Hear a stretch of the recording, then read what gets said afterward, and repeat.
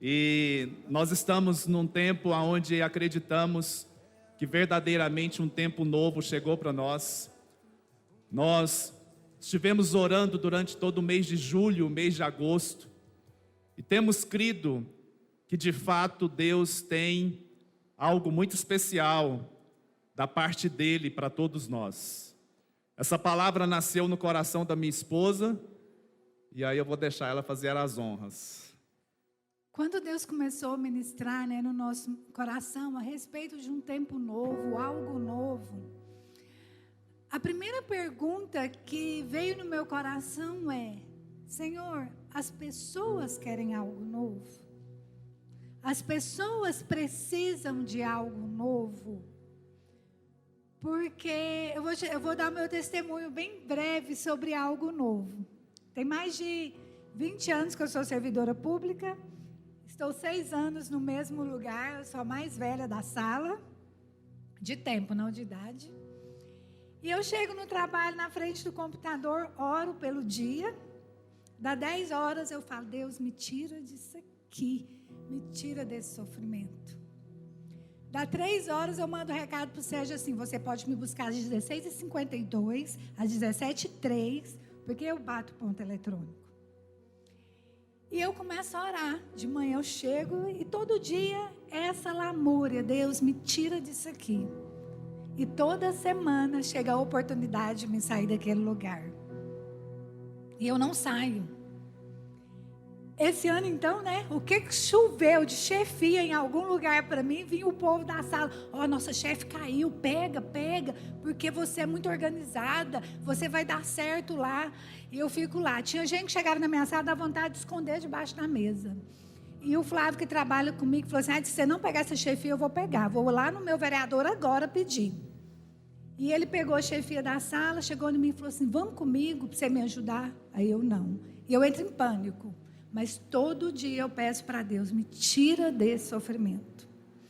E essa semana, sexta-feira, uma colega de trabalho que está 2 semanas na nossa sala chegou em mim e na outra falou assim: hoje é meu último dia aqui. Aí eu falei: mesmo? Por quê? Eu falei: não, fica, logo você acostuma com o serviço. Aí ela falou: não quero acostumar com esse serviço, eu quero qualidade de vida, eu quero vida, não quero acostumar com isso aqui. Já fui lá no chefe de gabinete e pedi para me tirar daqui, e ele me tirou, e segunda-feira eu estou em outro lugar. E eu 6 anos assim, e ela ficou 2 semanas. Não quero acostumar com esse trabalho, eu não quero acostumar com essa sala. Falei: uau.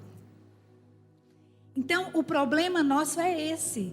A gente acostuma com coisa boa, a gente acostuma com carro automático, né? A gente tem carro automático, é bom, né? Mas a gente acostuma com coisa ruim também. A gente acostuma com o sofrimento. E o primeiro passo para a gente querer algo novo, algo na nossa vida, que Deus faça algo novo na nossa vida, é reconhecer que eu não posso continuar daquele jeito, mas ter a disposição e caminhar para sair daquele algo novo. Para mim sair do meu algo novo ali no meu trabalho, eu pegar o telefone, ligar para o meu vereador, que é muito amigo do secretário, e falar assim: eu quero isso. No outro dia ele me dá, certeza. Ontem a gente estava conversando com ele, ele falou: do que você quer? Mas o que? Eu acostumei com aquele trabalho, eu acostumei com aquele chegar às 10 horas, falar: Deus, me tira daqui, me leva para o zoológico, porque eu sou onde todo mundo trabalha na Secretaria de Educação, é trabalhar no zoológico. Falei: Deus, me leva para o zoológico, me leva para o zoológico. Mas eu acostumei, e a vida passa, a oportunidade chega, e eu não pego a oportunidade. O erro não está em Deus, o erro está em mim. A oportunidade sempre está ali na minha frente, e eu não pego. Queridos, não acostumem com a vida que você está levando. Deus tem muito mais para nós. Eu queria que essa semana você jejuasse por você e falasse assim: Deus, o que o Senhor tem para mim? Sabe, jejua, conversa com o Senhor. Deus, o que o Senhor tem para mim? Quais oportunidades que eu tenho perdido? Eu tenho orado, jejuado por algo novo, e o Senhor tem colocado algo novo na minha frente, e eu não tenho pegado o novo.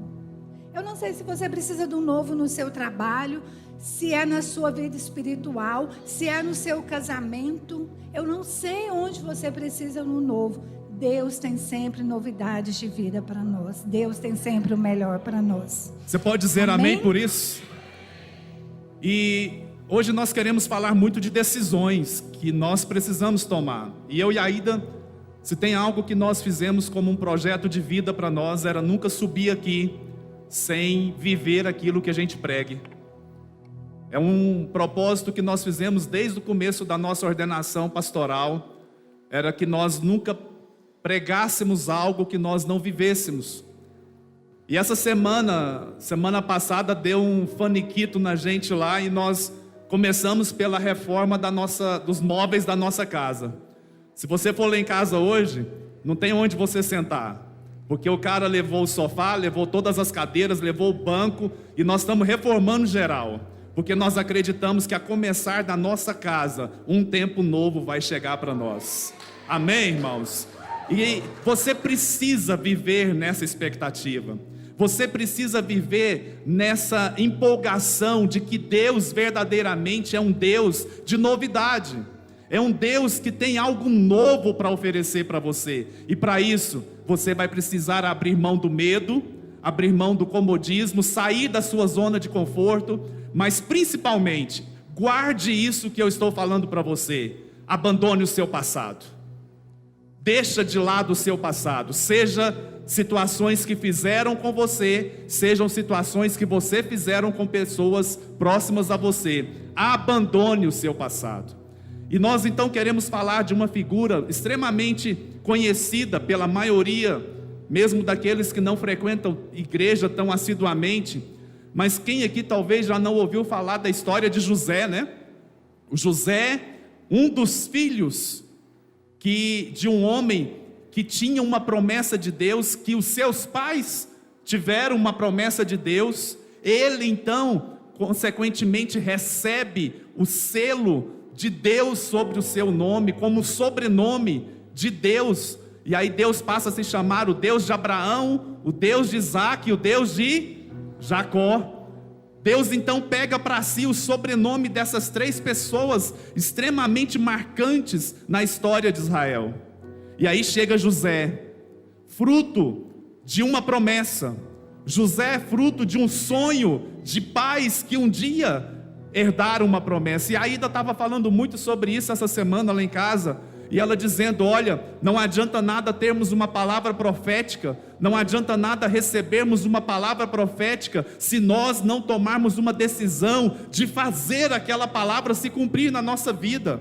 Irmãos, é muito bom participar de um reteté, é muito bom participar de uma reunião de fogo, de sapatinho de fogo, e Deus chegar para você e falar, eis que te digo, Deus tem algo sobrenatural para realizar na sua vida. Isso é fantástico. Esses dias nós estávamos falando que nós queríamos ir numa mulher que uma vez orou conosco lá em Anápolis, e nos trouxe uma palavra profética, e eu tenho ela anotada até hoje.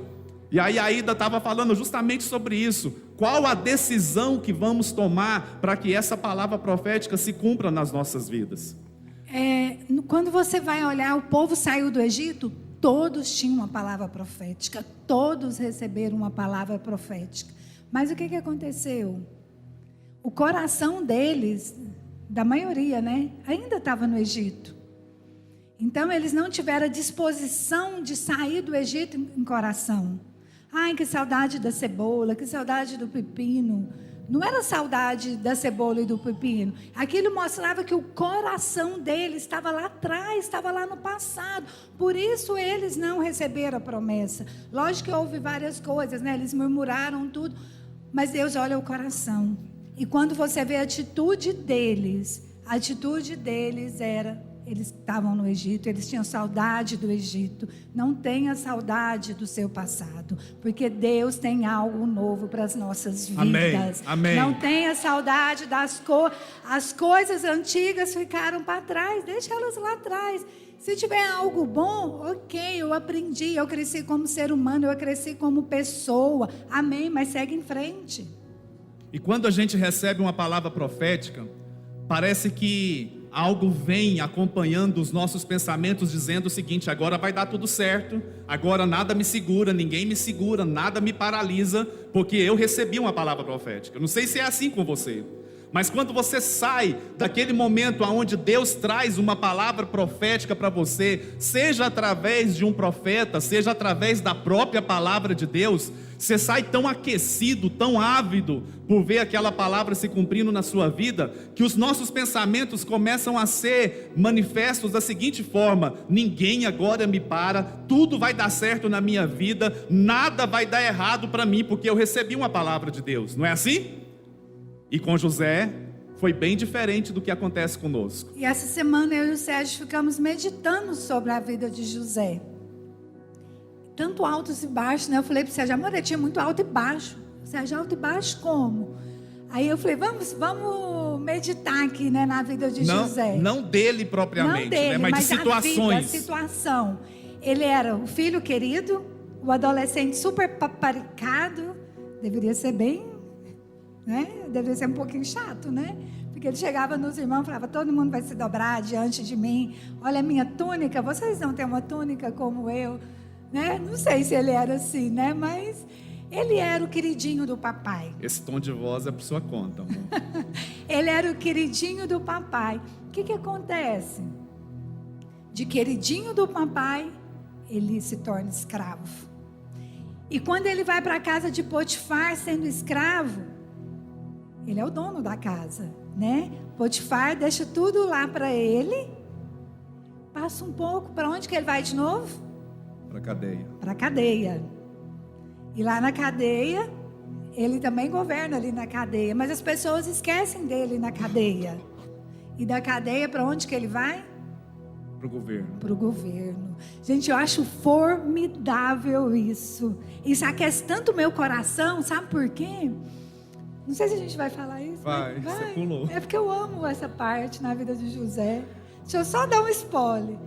Enquanto o mundo estava em caos, enquanto todo mundo morria de fome, José prosperou. Porque Deus estava com ele. Gente, o mundo estava em caos. Não tinha comida, não tinha nada. E José prosperou. Nós vamos aprender por quê. E é incrível como que a própria palavra de Deus prega para nós. Às vezes, você não precisa estudar tanto, aprofundar tanto em algumas coisas, porque a própria palavra de Deus está dizendo claramente para você a mensagem que Deus quer falar com você. Olha isso que está escrito lá em Gênesis capítulo 41, verso 50.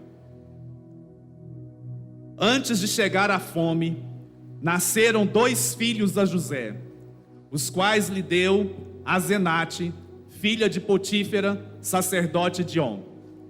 José, ao primogênito, chamou de Manassés, pois disse: Deus me fez esquecer de todos os meus trabalhos e de toda a casa de meu pai. Ao segundo, chamou-lhe Efraim, pois disse: Deus me fez próspero na terra da minha aflição.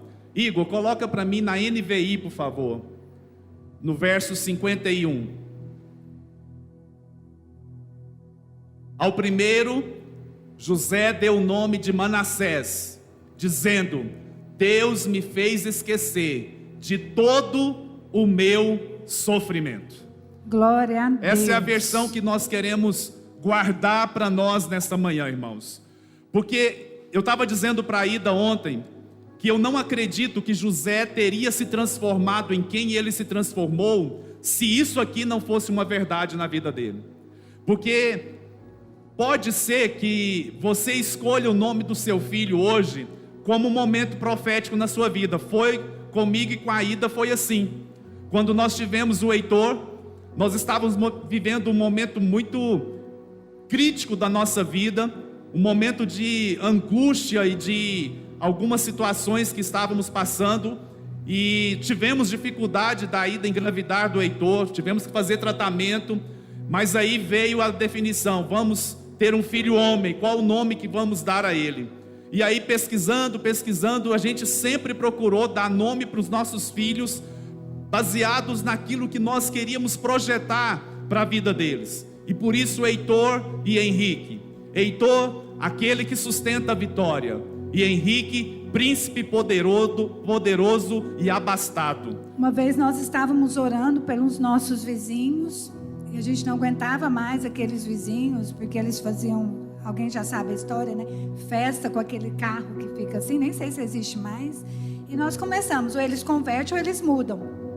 E estava no meio da festa deles lá, e a gente orando, e Deus falou claramente com o Sérgio: pega o Heitor no berço e põe na cama. Nós pegamos o Heitor no berço e colocamos ele na cama. E virou e falou: qual é o nome dele? Heitor. Mas o que significa? Aquele que sustenta a vitória. No outro dia os nossos vizinhos se converteram. E acabou a festa. Ele falou assim: por isso é o nome dele, a vitória de vocês. E hoje eles são convertidos, estão na igreja deles, ali trabalhando para o Senhor, e a vida deles foi totalmente transformada. Mesmo ela não estando aqui, ele sempre nos honra. É antes e depois de ter conhecido eles. E aí, irmãos, eu entendo que José, ele se tornou governador do Egito por causa principalmente desse verso 51. Chegou o momento da vida de José que ele precisou tomar uma decisão, e ele precisou principalmente abandonar o seu passado.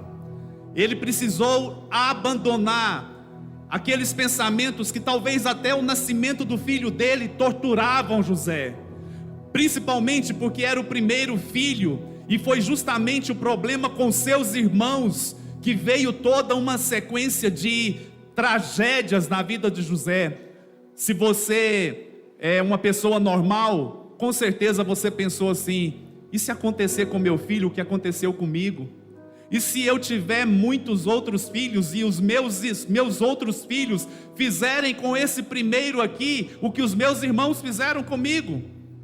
E aí talvez José entrou numa crise louca, dizendo o seguinte: como que eu posso acreditar naquele sonho que um dia eu mesmo contei para os meus irmãos, eu mesmo contei para os meus pais, de que um dia algo grande aconteceria comigo? Como é que eu posso acreditar nisso se eu não abandonar o meu passado?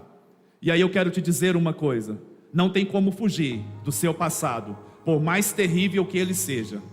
Não tem como você fugir do seu passado, por mais doloroso que seja lembrar de cada situação ruim que você passou. Talvez situação ruim com seus pais, talvez situação ruim com seus irmãos, talvez situação ruim com pessoas bem próximas de você, porque só machuca e só dói porque são pessoas muito próximas a nós, porque senão não machucaria. Se fosse alguém distante, você não estava dando nem moral por aquilo que aquela pessoa está falando ou fazendo com você. Dói justamente porque são pessoas muito próximas de nós. Pode ser um líder, pode ser até mesmo um pastor, que um dia falou, fez ou deixou de fazer algo para você. Mas chega o dia de eu e você, profeticamente, recebermos Manassés na nossa vida. E deixarmos que Manassés entre na nossa história e prove que verdadeiramente eu me esqueci de todo o sofrimento e de toda a situação ruim que eu passei na casa de meu pai. Sabe, queridos, vira a página, sabe? Deixa o passado lá no passado. Sabe, José, eu vejo que José só se... Porque depois ele não cai de novo igual nas outras vezes, né? Ele continua sendo governador do Egito até ele morrer. Por quê? Porque ele esqueceu o passado, ele perdoou quem ele precisava perdoar. E eu creio que ele olhou para a promessa de Deus, para os sonhos de Deus, e falou: foi para esse tempo que eu nasci, eu vou fazer o que tem que ser feito. E a vida dele foi reta, né? Não foi aqueles altos e baixos que a gente vê antes de Manassés nascer na vida dele. José era tão nos entendendo? José era tão convicto, irmãos, de quem ele era, da promessa que ele recebera de Deus, que quando ele sabe que está se aproximando o fim dos seus dias, ele faz um pedido para o seu povo. Ele pede para que os seus ossos não fiquem no Egito, porque ele sabia que os seus dias estavam se aproximando e ele não veria a concretização de todas aquelas promessas que ele recebera lá atrás. E aí ele pede então que os ossos dele não fiquem no Egito, E os irmãos dele então, e toda a terra, e aí eu não vou entrar aqui na história, mas você sabe que ele vai para ser governador do Egito, os seus irmãos passam por necessidade ali, vão atrás do Egito para comprar mantimento no momento de seca e de muita escassez na terra, e José então faz essa promessa juntamente com seu povo de que ele não seria enterrado no Egito, ele queria ser enterrado onde a terra que Deus prometeu seria um cumprimento da palavra de Deus na vida deles, porque ele sabia que verdadeiramente a promessa de Deus iria se cumprir. Deixa eu te dizer algo, você tem certeza que Deus tem uma promessa para a sua vida? Você crê nisso? Eu e a Aida estamos aqui hoje para dizer para você, se você não tomar decisões na sua vida, talvez hoje, essa promessa pode não se cumprir na sua vida. Não estou jogando praga, não estou lançando nenhuma maldição para você, só estou abrindo seus olhos te dizendo, tem promessa de Deus, ela não é automática, ela precisa ser tomada, apropriada, ela precisa ser conquistada a partir de uma posição, e a primeira posição que Deus quer que eu e você tomemos é: abandone o seu passado. Abandone o seu passado. Vire para a pessoa que está do seu lado e fale isso para ela. Abandone o seu passado. Perdoe quem precisa ser perdoado. Amém? E aí deixa eu te perguntar uma coisa. Se nós pegarmos entre o sonho de José e entre o momento que ele foi colocado como governador do Egito, existe um gap, existe um tempo ali que Deus usou processos na vida de José. E aí eu quero te fazer a seguinte pergunta, ouça com muita atenção o que eu vou te perguntar agora. Se fosse com você, se você estivesse passando pela mesma situação que José, recebeu uma palavra poderosa de Deus, mas aí de repente tudo começa a dar errado na sua vida. Você é vendido como escravo, você é preso, você é criticado pelo seu chefe, o seu chefe faz uma denúncia errada a seu respeito a partir da sua esposa, que levanta um falso testemunho em você. Então quando você olha para todas aquelas situações, você começa a dizer, Deus não está comigo. Se fosse você, será que você teria a mesma postura que José? Será que lá na cadeia, você se levantaria como líder dos presos? Se você for ler Gênesis capítulo 40, 41 e 42, você vai ver que o carcereiro coloca tudo sobre a responsabilidade de José. Todos os presos, como Potifar fez também, né? eram responsabilidade de José. Potifar coloca toda a casa dele sobre a responsabilidade de José. E eu te pergunto, você se tornaria líder ali naquele lugar? Eu quero ter uma palavra muito direta para muitas pessoas que eu estou olhando e que estão me olhando como cara de quem está fazendo de conta que não é para você. Deus está te chamando para se tornar um líder na casa dele novamente. Sabe por quê?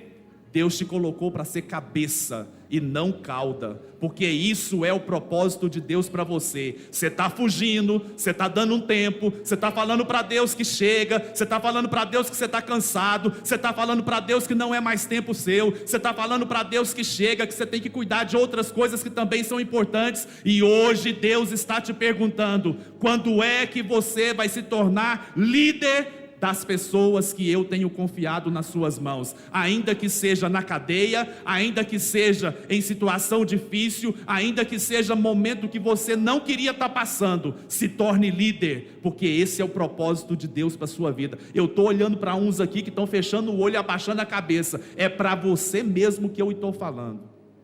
Fala amém. Queridos, quando a palavra profética é liberada e você recebe, isso gera vida na sua vida. Então, você que falou amém, você fez um compromisso com o Senhor. Eu creio que isso vai gerar vida na sua vida. E o que eu acho formidável na vida de José, quando ele estava na casa de Potifar, ele era escravo. Ele era filhinho de papai, né? De filhinho de papai ele foi ser escravo. E a mulher veio para cima dele. Ele podia muito bem dar desculpa. Não, olha o que aconteceu comigo, eu vou chutar o balde. Mas não, ele não se corrompeu. Ele não aproveitou das dificuldades, das adversidades para se corromper. Hoje em dia, infelizmente, quando você vai conversar com algumas pessoas, elas viram para você e falam: olha o que aconteceu comigo, por isso que eu estou assim. As pessoas justificam os seus erros pelas adversidades da vida que pode acontecer com qualquer um. Há um tempo atrás eu encontrei um colega meu e eu falei: a gente abriu uma igreja lá perto da sua casa. Não fala de igreja para mim, não quer saber de igreja. E ele foi grosso, estúpido, e era um cara que era líder. Ele era líder, ele e a esposa dele, uma benção. E isso foi antes da pandemia. E eu fui beber água lá no corredor e encontrei com ele. Eu falei: vixe, ele vai... Vou só cumprimentar, né? Porque a última vez foi terrível. Eu falei: e aí, tudo bem? Nossa, que bom que eu te vi, eu quero ir na sua igreja. Aí eu mesmo, ele falou assim: porque meus filhos estão crescendo e minhas feridas não podem contaminar eles. O amor que eu tinha pela igreja, eu quero que meus filhos tenham. E eu quero que eles acreditem naquilo que eu acreditava. Aí ele vinha hoje. Aí ontem eu encontrei com ele, eu falei: ei, você vai amanhã? Aí ele falou assim: amanhã não vai dar, mas no outro domingo eu vou por causa dos meus filhos. E eu falei: amém. Então, assim, não use as adversidades para camuflar os nossos erros, os nossos pecados. José não fez isso. José correu. Então, corra. Ele só foi governador do Egito porque ele não dormiu com a mulher também. Porque senão, eu conheço pessoas que têm promessas de Deus, que tinham promessas de Deus grande, que não se cumpriram porque resolveram dormir com outras pessoas que não era sua esposa ou seu marido. Nós íamos pedir para você fazer algo agora, e aí eu ia cortar uns papeizinhos para você escrever, mas aí a voz do Ivan começou a falar no meu ouvido e falando assim: bispo, nós não estamos mais na época do papel. Então eu queria que você pegasse seu celular aí, por favor, e que você escrevesse, se tiver, você não precisa inventar chifre de cavalo onde não existe chifre. Se você tiver alguém que você precisa liberar perdão para essa pessoa, talvez uma pessoa que te travou em um determinado momento da sua vida, talvez uma pessoa que deixou de fazer algo que você acreditava tanto que ela precisava e podia fazer por você. Talvez foi uma pessoa que você colocou tanta expectativa nela e no que ela poderia contribuir para a sua vida, e até hoje, quando você se lembra dessa pessoa ou dessas pessoas, você sente uma dorzinha lá no fundo ali, aquela dorzinha aqui na barriga. Escreve o nome dessa pessoa aí no seu celular, por favor. Se você não tem, maravilha, você não tem que ter problema quando não existe problema na sua vida, mas se você tem alguém que te feriu, alguém que te machucou, escreva o nome dessa pessoa, que no final nós vamos precisar dessa anotação. E aí, irmãos, pode ser que você não tenha problema nenhum com pessoas que te machucaram, mas nós queremos também falar de uma outra pessoa que também precisou tomar essa decisão de deixar o passado para trás, mas muito em cima de coisas que ele fez de errado com pessoas, porque isso também pode acontecer. Quantos de nós aqui podemos não ter cometido erros com pessoas? E às vezes você vai lá na pessoa, você vai pedir perdão para a pessoa, essa pessoa pode te perdoar ou não, mas você às vezes pode ficar preso também a esse passado, no sentido de se ficar se torturando por aquilo de errado que você fez. É a figura do nosso querido apóstolo Paulo. Eu queria ler um texto que nós escolhemos aqui para retratar muito essa postura de Paulo. Filipenses 3, verso 13 e 14, diz assim: irmãos, não penso que eu mesmo já o tenha alcançado. Ele estava falando ali do preço, do prêmio da soberana vocação, da perfeição, a questão de ter uma vida muito correta, e ele está falando assim: olha, não pensa que eu mesmo já tenho alcançado essa vida que eu estou dizendo aqui para vocês, mas uma coisa eu faço, uma coisa. Paulo, ele está dizendo aqui para os irmãos ali filipenses: olha, irmãos, diante de tudo isso que eu estou falando, se vocês guardarem essa frase aqui, uma coisa eu faço, esquecendo-me das coisas que ficaram para trás e avançando para as que estão adiante. 14, Igor. Prossigo para o alvo, a fim de ganhar o prêmio do chamado celestial de Deus em Cristo Jesus. Irmãos, eu vou falar uma interpretação minha, tá? Eu vejo um Paulo, que muitas vezes chegava talvez para pregar, e pode ser que lá na plateia tinha algum familiar de alguém que ele tinha mandado matar. Você consegue imaginar o que é isso? Você consegue imaginar o que é eu subir aqui nesse púlpito e saber que lá atrás tem alguém que teve a família toda destruída, porque eu, quando lá no passado, mandei matar alguém muito próximo da família dele? Então você consegue entender que se não houver uma decisão muito forte de uma pessoa, de entender que ela tem um propósito, que ela tem um chamado, ela precisa então abandonar esse passado, porque senão ela não vive. Porque palavras não voltam, atos que nós fizemos não voltam atrás, irmãos. E muitas vezes nós precisamos receber perdão e não apenas liberar perdão. Quando Estevão foi morto, Paulo estava lá, né? Braço cruzado, olhando Estevão ser morto. E o que Estevão fala? Deus, perdoa eles que eles não sabem, né? Então, Estevão mesmo morrendo, ele perdoou Paulo. Então, assim, eu vejo que a vida de Paulo, talvez se Estevão não tivesse perdoado Paulo, talvez ele não teria chegado, né, a tantos cis da vida, né, onde ele chegou. Mas Estevão era um líder.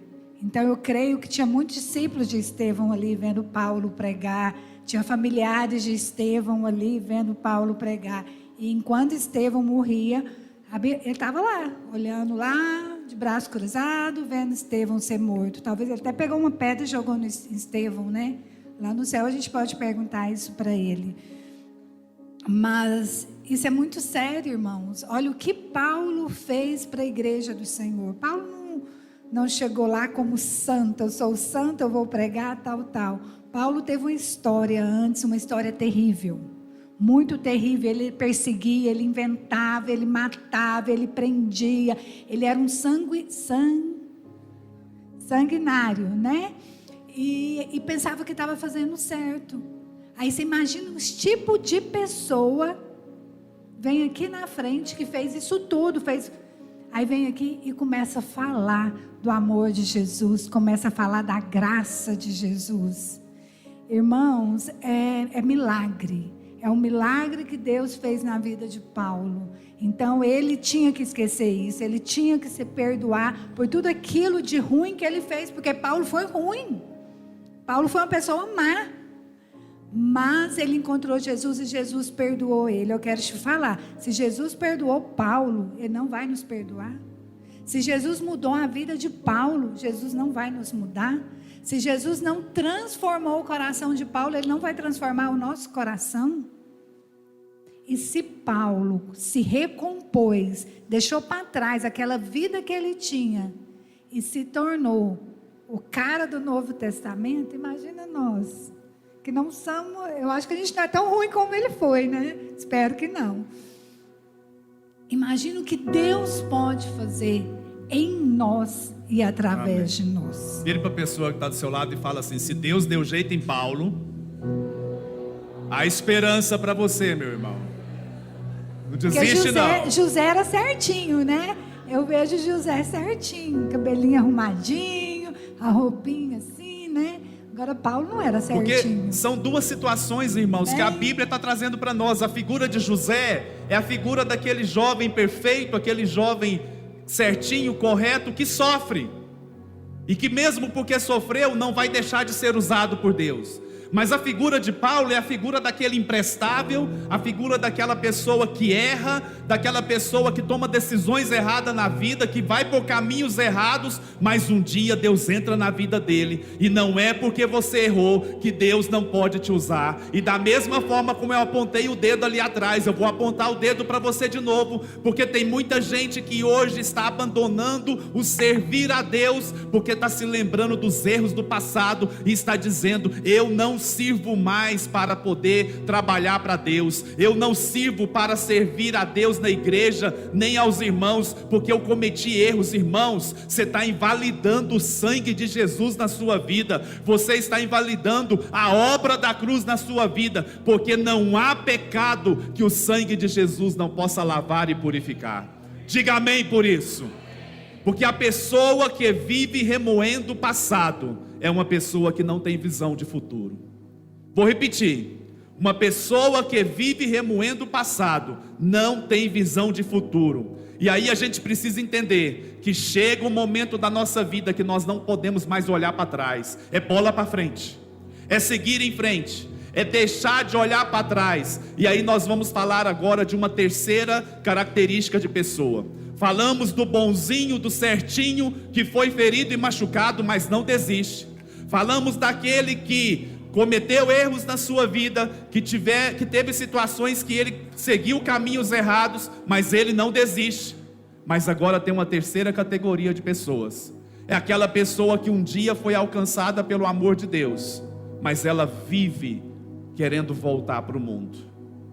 E a gente vai lá na mulher de Ló, né? Gênesis 19, 26. Mas a mulher de Ló olhou para trás e se transformou numa coluna de sal. Quando eu era pequena que eu lia isso, eu falava, gente, ela só olhou para trás, ela só queria ver o que estava acontecendo, né? E eu achava meio, não, mas é porque ela desobedeceu. Deus falou para não olhar para trás e ela olhou.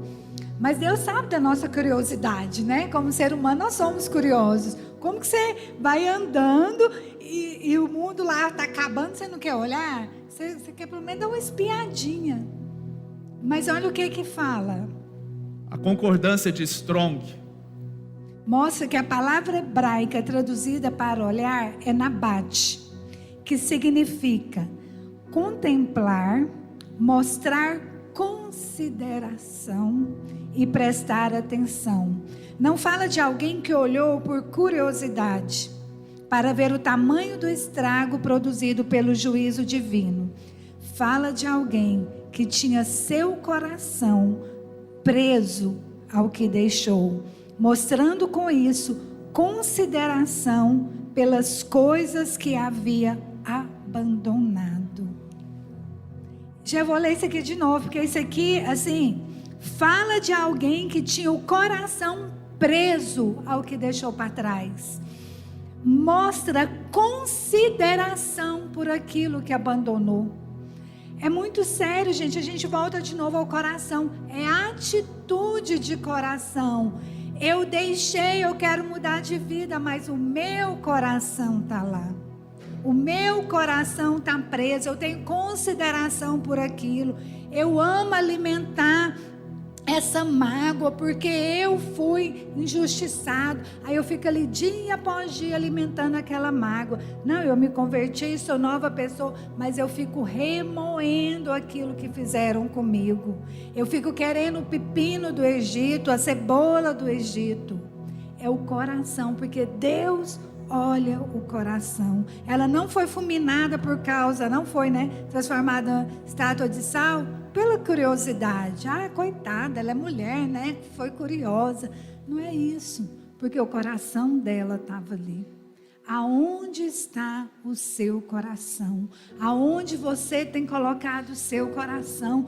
Há um versículo que fala muito comigo. O que adianta eu ganhar o mundo inteiro e perder a minha alma?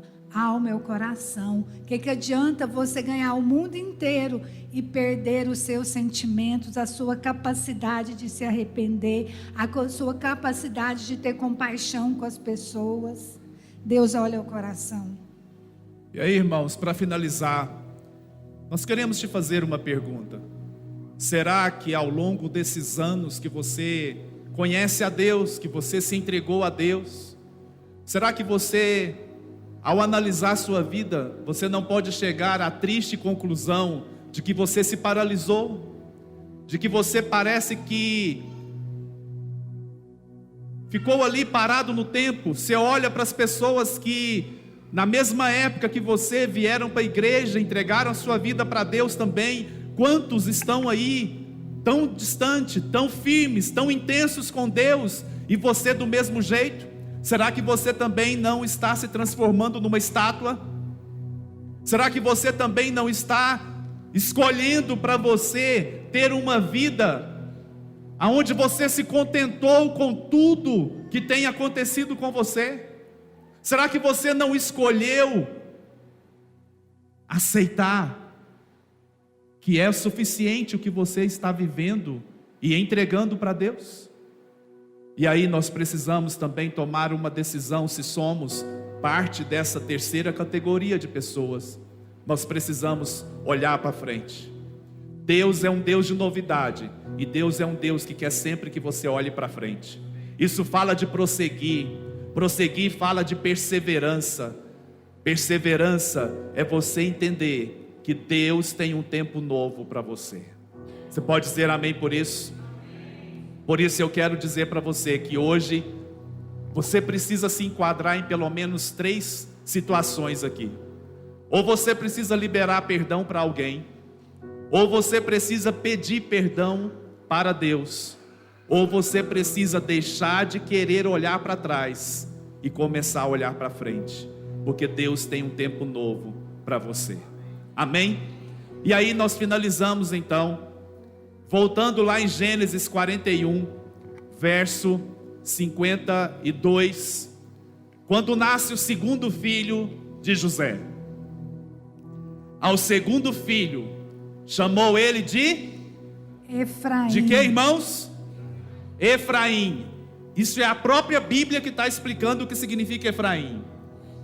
Deus me fez prosperar na terra onde tenho sofrido. Veja bem, Deus me fez prosperar, não foi depois que eu sofri, não foi depois que passou todas aquelas situações difíceis na minha vida. Deus me fez prosperar, mesmo quando o sofrimento ainda estava ali comigo. Ele é o Deus do sobrenatural.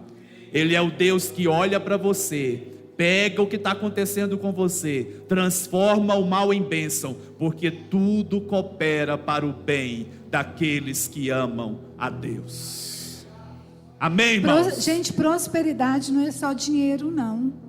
Prosperidade vai muito além do que dinheiro. Prosperidade na sua casa, no seu trabalho, na sua igreja, vai muito além disso.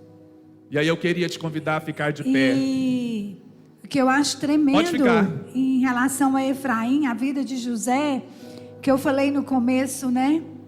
Enquanto o mundo estava em caos, o dinheiro do mundo todo foi para a mão de José. Depois, a terra de todo mundo foi para a mão de José. Não, primeiro foi o dinheiro, depois foi o gado, os animais foi para a mão de José. Depois a terra do... Gente, eu estou falando do mundo todo. Foi para a mão de José. E depois o povo veio para a mão de José. Enquanto o mundo perecia, José prosperava. Enquanto o mundo entrava em caos, José se transformou em o dono do mundo. Não foi Faraó, porque Faraó não fazia nada sem José. Então foi José. Do menino mimado a um escravo, ao dono do mundo. Por quê? Porque ele esqueceu o passado. Ele olhou para a promessa de Deus e seguiu conforme Deus prometeu para ele. Deus não prometeu isso para ele, que todos iam dobrar diante dele? Aconteceu ou não, irmãos, com José? Se aconteceu com José, eu quero profetizar essa manhã que as promessas de Deus vão se cumprir na nossa vida. Amém. Amém. Amém? Cada promessa do Senhor, porque Deus não mente. Nós podemos mentir, mas Deus não mente. E eu peço para que o Espírito Santo de Deus nos guie, nos conduza para que as promessas do Senhor se cumpram na nossa vida. Deus, o que depende de mim para que sua promessa cumpra, eu vou fazer. Me ensina, Pai, me ajuda. Vai para os pés do Senhor, fica lá. Deus, eu quero as suas promessas na minha vida. O que eu tenho que fazer? O que eu preciso fazer? Quais as atitudes eu tenho que tomar? Quais são as decisões que eu tenho que tomar? O que eu tenho que fazer? Querido, se você está aqui essa manhã, é porque Deus vai te fortalecer para que isso aconteça. Amém. Há um espírito de apostasia sobre o mundo. Pessoas que deram a vida pelo Senhor, hoje não dão mais. E acham normal. Mas sobre você, esse espírito não tem poder. Esse espírito de apostasia não tem poder sobre nós. O Espírito Santo de Deus há nos guiar e nos fortalecer, nos dar discernimento e sabedoria para que a promessa de Deus se cumpra em nós. Amém? Amém? Quando nós decidimos liberar perdão para as pessoas que nos feriram, quando nós decidimos receber o perdão de Deus pelos erros que cometemos, o favor de Deus vem sobre nós. Ele olha para a nossa aflição, Ele nos cura, Ele nos perdoa e Ele nos liberta. E Ele pode fazer até mesmo aquilo que é improvável. E eu queria que você levasse esse texto para a sua vida. Um texto onde você possa acreditar que, se for preciso, Deus coloca rios aonde nem sequer água existia.